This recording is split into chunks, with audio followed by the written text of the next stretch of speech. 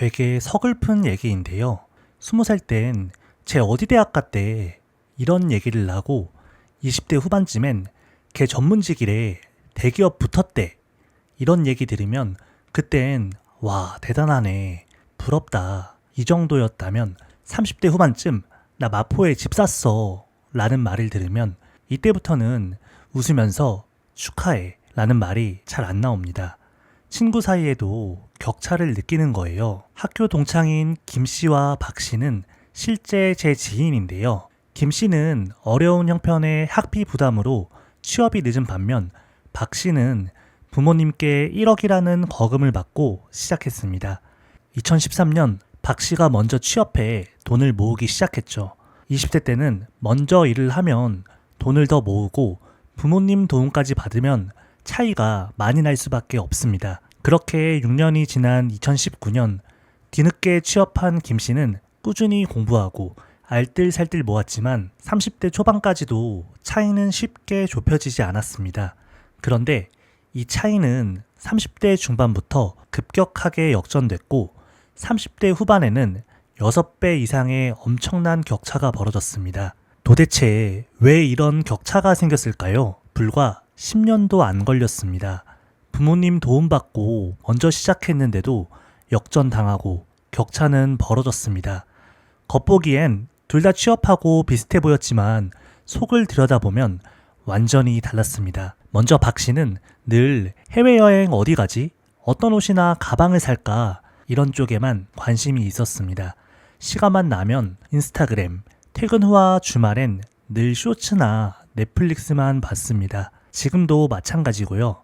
인스타 보면 맨날 해외여행 가고 좋은 데만 다니는 사람들이 가득한데요. 그 사람들의 하이라이트와 내 일상을 비교하니까 당연히 초라해 보일 수밖에 없습니다. 근데 사실 좋은 차 타고 여행 자랑하는 사람들 막상 보면 진짜 쥐뿔도 없는 경우가 많습니다. 집도 없고 통장에 모아둔 돈도 없고요. 반면 김 씨는 달랐습니다. 알뜰살뜰 저축하면서 부동산과 재테크 공부를 꾸준히 했습니다. 출근 전엔 운동하고 점심시간엔 책을 읽고 퇴근 후엔 공부하고 주말엔 임장을 다녔습니다. 처음에는 별로 티가 안 났지만 자산과 지식도 복리로 쌓이다 보니 어느 순간 폭발적인 성장이 일어난 거죠. 평소 쌓인 작은 행동들이 결국 자산 5배 이상의 격차를 만든 겁니다. 제가 늘 말씀드리지만 반지하 살면서 할부로 샤넬백 사는 게 창피한 거지 내 집에서 에코백 들고 나오는 건 부끄러운 게 아닙니다. 30대 넘어서도 뭐가 잘못됐는지도 모르고 오늘만 사는 것처럼 돈 펑펑 쓰고 내 집 한 채 없는 게 더 안타까운 거죠. 그럼 어떻게 해야 될까요? 바로 환경을 바꿔야 합니다. 만나는 사람을 바꾸는 게 가장 좋지만 당장 할 수 있는 걸 알려드리겠습니다. 인스타나 넷플릭스 같은 앱들 눈에 잘 안 보이는 폴더로 옮기세요. 그것만으로도 사용 시간이 확 줄어듭니다. 안 좋은 습관을 불편하게 만들어야 되거든요. 이 사소한 행동 하나가 인생을 바꾸는 터닝 포인트가 될 수 있습니다. 영상 잠깐 멈추고 지금 바로 해보세요. 아니 근데 재테크 공부한다고 무조건 성공하냐 이렇게 말씀하실 수도 있습니다. 물론 절약과 투자는 재테크의 기본이지만 그 자체로 성공을 보장하지는 않습니다. 실제로 많은 분들이 주식이나 코인 투자에 실패하는데요. 그렇다고 자산 격차가 생긴 이유가 그것 때문일까요? 아닙니다. 진짜 격차는 내 집이 있냐 없냐에서 시작됩니다. 보통 30대 초중반에 결혼하면서 첫 내 집 마련을 시도하는데요. 그래서 결혼하면 돈이 빨리 모인다 이런 말이 있습니다. 실제로 하나금융연구소 웰스 리포트나 하루 5분 머니로그 같은 책에서도 결혼과 자산의 상관관계를 강조합니다. 핵심은 단순합니다. 집을 사게 되니까 돈이 모이는 겁니다. 실제로 주택도시보증공사 논문에도 결혼 후 부동산 자산이 증가한다는 내용이 나옵니다. 한마디로 주식이나 코인보다 최대한 빨리 집을 사야 합니다. 실제로 월가의 영웅 피터 린치도 주식보다 내 집을 먼저 사라 이렇게 말했거든요.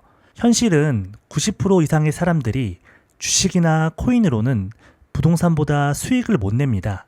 아니, 대부분 오히려 손실을 봅니다. 이건 제가 증권업에서 10년 넘게 일하면서 직접 수천 명을 겪으며 체감한 결과입니다. 물론 역사적으로 주식 수익률이 부동산보다 높지 않냐 이 주장도 맞는 말입니다. 2025년 기준으로 코스피와 강남 아파트의 연평균 수익률이 대략 10% 정도, 일반 아파트는 9%가 채 안 됩니다.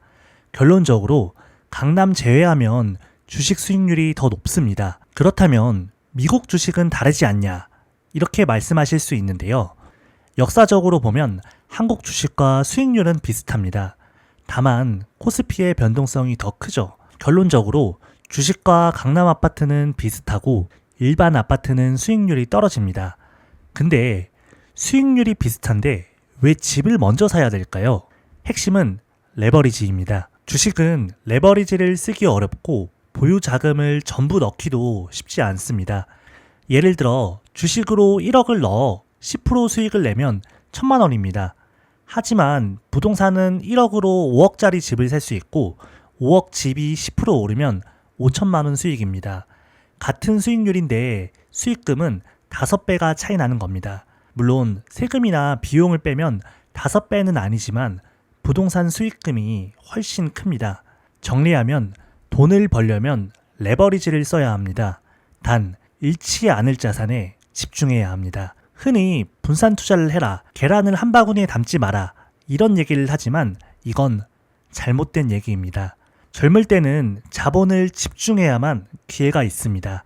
한마디로 어설프게 분산 투자하지 말고 몰빵하라는 거예요. 예를 들어 매달 200만 원씩 투자해서 연봉리 10% 굴리면 10년 후 약 4억입니다. 하지만 10억짜리 집이 연에 7%만 올라도 10년 후엔 18억이 넘습니다. 열심히 모으고 불려도 내 집 가진 사람과 더 벌어지는 구조입니다. 결론적으로 내 집 마련을 먼저 하시기 바랍니다.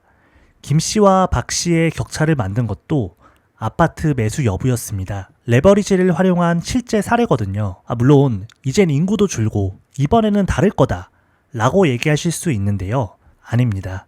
이번에도 똑같을 겁니다. 다만 수요가 줄어드는 만큼 지방 구축이나 수도권 외곽 구축은 피해야 합니다. 그리고 하락론자 유튜브는 더더욱 피하셨으면 좋겠습니다. 집을 사느냐 안 사느냐 30대 후반부터는 확 차이가 나는 걸 느끼게 되는데요. 근데 더 무서운 건 관계 격차입니다.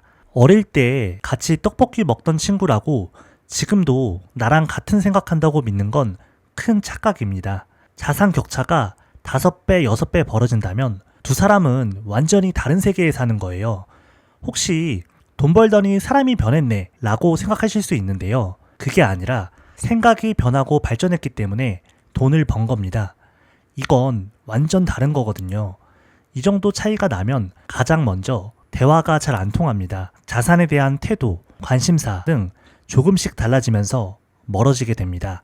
돈이 많아서 우월하다 이런 게 아니라 관심사가 달라서 관계 유지가 힘들어집니다. 사촌이 땅을 사면 배가 아프다는 말처럼 배고픈 건 참아도 남이 잘 돼서 배 아픈 건 못 참는 게 인간입니다. 내 고민이나 걱정을 말하면 집도 있는데 무슨 걱정이야? 자랑하는 거야? 이런 반응이 돌아오면 점점 대화 자체를 피하게 되죠. 결국 비슷한 사람들끼리만 어울리게 됩니다. 서서히 멀어지는 거예요. 물론 돈이 전부는 아니지 않냐 라고 하실 수 있는데요. 맞습니다. 돈이 전부는 아닙니다. 하지만 살면서 누구나 한두 번은 큰 사고나 병이 옵니다. 그때 돈이 없으면 소중한 가족을 지킬 수 없습니다.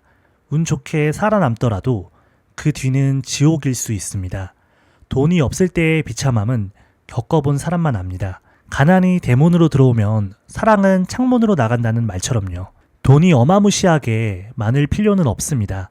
다만 누구에게 아쉬운 소리는 안 할 정도로 소중한 사람을 지킬 정도는 있어야 합니다. 그럼 돈을 벌려면 어떻게 해야 될까요? 환경 세팅이 되게 중요하다고 말씀드렸는데요. 돈을 버는 최고의 방법은 만나는 사람을 바꾸는 겁니다.